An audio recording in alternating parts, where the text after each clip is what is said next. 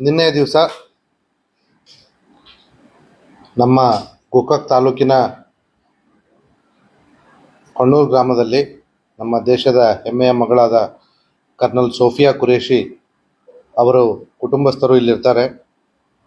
ಆ ಒಂದು ಕುಟುಂಬಸ್ಥರಿರುವಂಥ ಮನೆ ಮೇಲೆ RSS ಬೆಂಬಲಿತ ಹಿಂದೂಗಳು ದಾಳಿ ಮಾಡಿ ಅವರ ಕುಟುಂಬಸ್ಥರು ಸ್ಥಳಾಂತರಗೊಂಡಿದ್ದಾರೆ ಅನ್ನುವಂಥ ಒಂದು ಸುಳ್ಳು ಸುದ್ದಿಯನ್ನು ಈ ಹಿಂದೆ ಟ್ವಿಟ್ಟರ್ ಮತ್ತು ಈಗಿನ ಎಕ್ಸ್ ಮಾಧ್ಯಮದಲ್ಲಿ ಪೋಸ್ಟ್ ಮಾಡಿಕೊಂಡಿದ್ರು.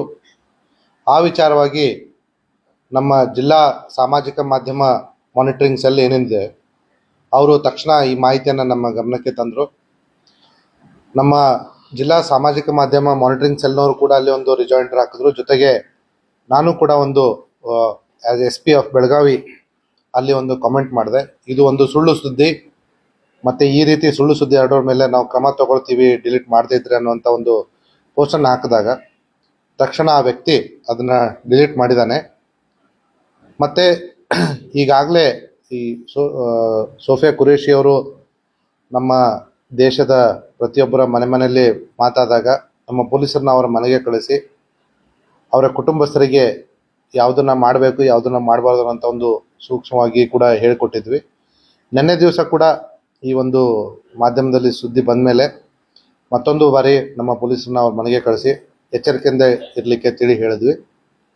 ಮತ್ತು ಈಗಾಗಲೇ ಈ ವ್ಯಕ್ತಿ ನಾವು ಮೇಲ್ನೋಟಕ್ಕೆ ಒಂದು ಪ್ರಾಥಮಿಕ ಹಂತದ ವಿಚಾರಣೆ ನಡೆಸಿದಾಗ ಈ ವ್ಯಕ್ತಿ ಮೂಲತಃ ಬ್ರಿಟಿಷ್ ಕೊಲಂಬಿಯಾ ಕೆನಡಾದವನು ಇರೋದಾಗಿ ವೆರಿಫೈಡ್ ಅಕೌಂಟ್ ಟ್ವಿಟರ್ನಿಂದ ಮಾಹಿತಿ ಬಂದಿದೆ. ಆದಾಗ್ಯೂ ಕೂಡ ನಾವು ಒಂದು ಅಫಿಷಿಯಲಿ ಒಂದು ಅರ್ಜಿಯನ್ನು ದಾಖಲೆ ಮಾಡಿಕೊಂಡು ಇದ್ರ ಬಗ್ಗೆ ವಿವರಣೆಯನ್ನು ಟ್ವಿಟರಿಂದ ಕೇಳಿದ್ದೀವಿ. ಮುಂದಿನ ದಿನಗಳಲ್ಲಿ ಆ ವ್ಯಕ್ತಿ ಭಾರತ ಮೂಲದವನಾಗಿದ್ದರೆ ಅವನ ಮೇಲೆ ಒಂದು FIR ಕೂಡ ದಾಖಲು ಮಾಡ್ತಾ ಇದ್ದೀವಿ. ಮೇಲ್ನೋಟಕ್ಕೆ ಅವನು ಹೊರದೇಶದವನು ಅಂತ ಗೊತ್ತಾಗಿರೋದ್ರಿಂದ ನಾವು ಸದ್ಯಕ್ಕೆ FIR ಮಾಡಿರೋದಿಲ್ಲ. ಹಾಗಾಗಿ ಕೇವಲ ಅರ್ಜಿಯನ್ನು ಒಂದು ರಿಜಿಸ್ಟರ್ ಮಾಡಿಕೊಂಡು NC ಅರ್ಜಿಯನ್ನು ರಿಜಿಸ್ಟರ್ ಮಾಡಿಕೊಂಡು ನಾವು ಬೇಕಾದ ಮಾಹಿತಿಯನ್ನು ಕಲೆ ಹಾಕ್ತಾ ಇದ್ದೀವಿ.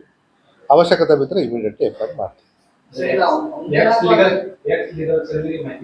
ಹೌದು, ಅವರಿಗೆ ಮಾಹಿತಿ. ಈಗ ಟ್ವಿಟ್ರಲ್ಲಿ ತಮಗೆ ಗೊತ್ತಿರೋ ಹಾಗೆ ಒಂದು ಬ್ಲೂ ಟಿಕ್ ಅನ್ನುವಂಥ ಒಂದು ಫೀಚರ್ ಇದೆ. ಬ್ಲೂ ಟಿಕ್ ಇದೆ ಅಂತಂದರೆ ಅದನ್ನು ಟ್ವಿಟರ್ನವರು ವೆರಿಫೈ ಮಾಡಿರ್ತಕ್ಕಂಥದ್ದು. ಈ ವ್ಯಕ್ತಿ ಅನಿಸುದ್ದೀನ್ ಅಂತ ತನ್ನ ಬಗ್ಗೆ ತಾನೇ ಹೇಳ್ಕೊತಾನೆ, ಅವನ ಅಕೌಂಟಿಂದ ಬಂದಿರತಕ್ಕಂಥದ್ದು. ಇವೆಲ್ಲದರ ನಡುವೆ ಒಂದು ಒಳ್ಳೆ ಬೆಳವಣಿಗೆ ಅಂದರೆ ನಾವು ಇದು ಸುಳ್ಳು ಸುದ್ದಿ ಅಂತ ಹೇಳಿ ವಾರ್ನ್ ಮಾಡಿದ ತಕ್ಷಣ ಆ ವ್ಯಕ್ತಿ ಆ ಪೋಸ್ಟನ್ನು ಕೂಡ ಡಿಲೀಟ್ ಮಾಡಿದ್ದಾನೆ. ಆದಾಗ್ಯೂ ಕೂಡ ಆ ವ್ಯಕ್ತಿಯ ಬಗ್ಗೆ ಹೆಚ್ಚಿನ ಮಾಹಿತಿಯನ್ನು ನಾವು ಎಕ್ಸ್ ಲೀಗಲ್ ಸೆಲ್ ಅವರಿಗೆ ನೋಟಿಸ್ ಕಳಿಸಿ ಕೇಳ್ತಾ ಇದ್ದೀವಿ. ಹೆಚ್ಚಿನ ಮಾಹಿತಿ ಬಂದ ಮೇಲೆ ಅವಶ್ಯಕತೆ ಬಿದ್ದರೆ ನಾವು FIR ಕೂಡ ಮಾಡ್ತೀವಿ. ಅವನು ಭಾರತದಲ್ಲೇ ಇದ್ದರೆ ಅವನ್ನ ಅರೆಸ್ಟ್ ಕೂಡ ಮಾಡ್ತೀವಿ. ಆಲ್ರೆಡಿ ನಮ್ಮ ಪೊಲೀಸರನ್ನ ಅಲ್ಲಿ ನಿಯೋಜನೆ ಮಾಡಲಾಗಿದೆ.